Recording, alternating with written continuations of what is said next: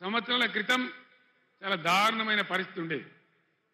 1.5 సంవత్సరంలో కరెంటును బ్రహ్మాండంగా తయారు చేసి రైతాంగానికి, ఇళ్లకు, పరిశ్రమలకు, ఐటీ రంగానికి అందరికి కూడా 24 గంటల సరఫరా 9 సంవత్సరాల పాటు ఇచ్చినాం. కేసీఆర్ పక్కకు పోగానే కరెంట్ ఎందుకు మాయమైంది, దీనికి కారణమేంది, ఇది ప్రభుత్వ అసమర్థత కాదా, వీళ్ళే మనకిప్పుడు జవాబు చెప్పాలని చెప్పి నేను కోరుతా ఉన్నా.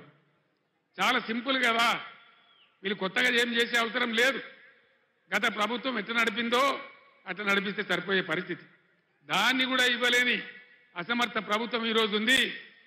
అది కూడా మీరు ఆలోచన చేయాలని చెప్పి నేను కోరుతా ఉన్నా. మిషన్ భగీరథ అద్భుతమైన పథకం. ఐక్యరాజ్య సమితి కూడా మన్ననలు అందించినటువంటి ప్రభుత్వం. 11-12 రాష్ట్రాల వాళ్ళు మేము కూడా చేసుకుంటామని ఇక్కడికి వచ్చి చూసి అభినందించిపోయిన పథకం. ఇలా మంచినీళ్ళకి ఎందుకు కొరత వస్తూ ఉంది, ట్యాంకర్లు ఎందుకు వస్తూ ఉన్నాయి, మళ్ళా బోర్లు వేసే పరిస్థితి ఎందుకు వస్తూ ఉంది, ఇది ఎవరి తెలివి తక్కువతనం, దయచేసి ఆలోచన చేయాలి. కొత్తవి రాకపోయినా ఉన్నాయి ఊడగొడతా ఉన్నారు, అవన్నీ కూడా మీరు చూస్తూ ఉన్నారు. దయచేసి ఆలోచన చేయాలి. కరెంటుకి ఏం రోగం వచ్చింది, మంచినీళ్ళు ఎందుకు ఇవ్వలేకపోతున్నారు, ఇది ఏం లోపము, దీనికి మరి ఎట్లా సరికావాలా, ఈ పార్లమెంట్ ఎన్నికల్లో మీరు ఒక నిర్ణయం తీసుకోవాలి.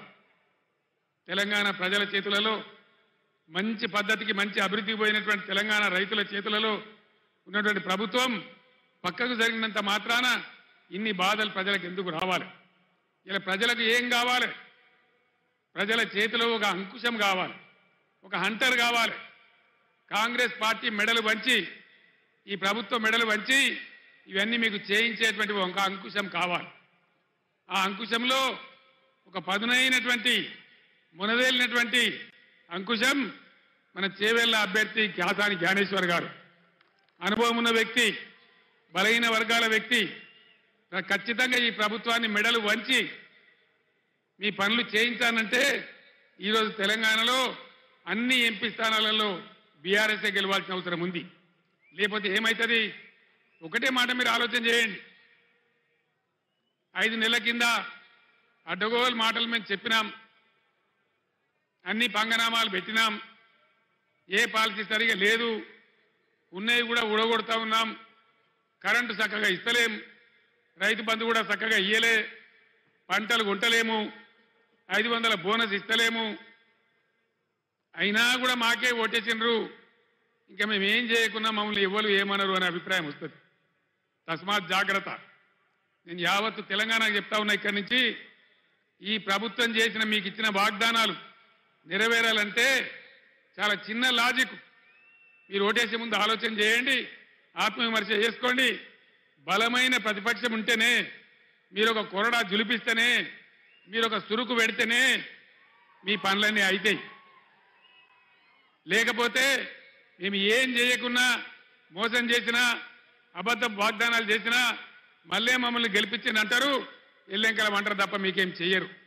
అందుకోసం దయచేసి మీ ఓటు ఖచ్చితంగా ఎట్టి పరిస్థితులలో బీఆర్ఎస్ఏ గెలవాలి, అంకుశంలాగా పనిచేయాలి, ప్రజల కార్యక్రమాలు నెరవేరాలి. నేను ఒక్కటే మాట మీకు హామీ ఇస్తా ఉన్నా. బీఆర్ఎస్ పుట్టిందే తెలంగాణ కోసం, తెలంగాణ ప్రయోజనాల కోసం.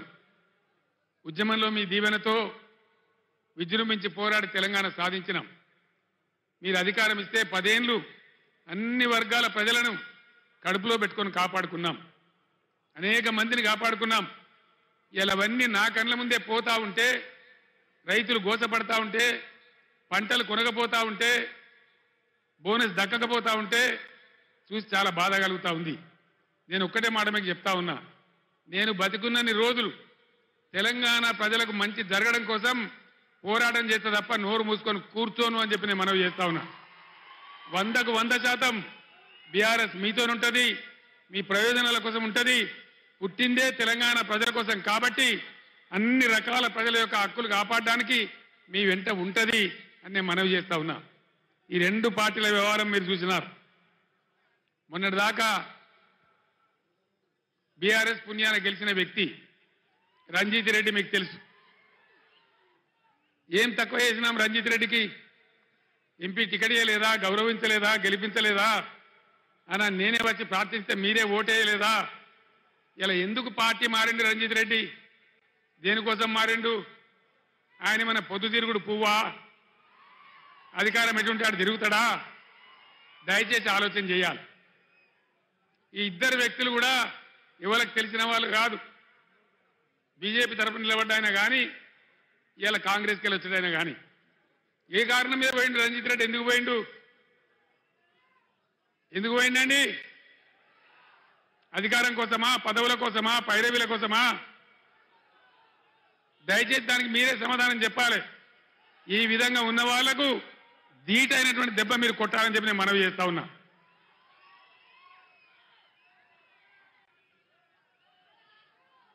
కాంగ్రెస్ పార్టీ చెప్పింది అన్ని పంటలు కొంటాం, ప్రతి పంటకు బోనస్ ఇస్తాం, జొన్నలు కొంటాం, కందులు కొంటాం, వడ్లు కొంటాం, మక్కలు కొంటాం అని చెప్పినారు. వానకాలం పంటలకు ఏకాని ఇయ్యలే. ఇలా యాసంగి కూడా కొనుగోలు స్టార్ట్ అయినాయి. ఇస్తారా, ఇయ్యరా? ఇయ్యకపోతే ఊకుందామా? యుద్ధం చేద్దామా? యుద్ధం రెండు రకాలుగా చేయాలి. పంట కొనుగోలు కేంద్రాలు అక్కడ చేయాలి. అక్కడ కనుక స్పందన రాకపోతే 500 రూపాయలు కట్టియకపోతే ఓట్ల డబ్బాలు గుద్దుడు గుద్దితే డిపాజిట్ రాకుండా ఓడగొట్టాలి. బిడ్డ నువ్వు ఇస్తాను మోసం చేస్తే ఊకోము, నీకు తగిన గుణపాఠం చెప్తాం మేమనేటువంటి బుద్ధి చెప్పాల్సినటువంటి అవసరం ఉంది. ఎన్ని వాగ్దానాలు చేసినారండి? 420 వాగ్దానాలు చేసినారు.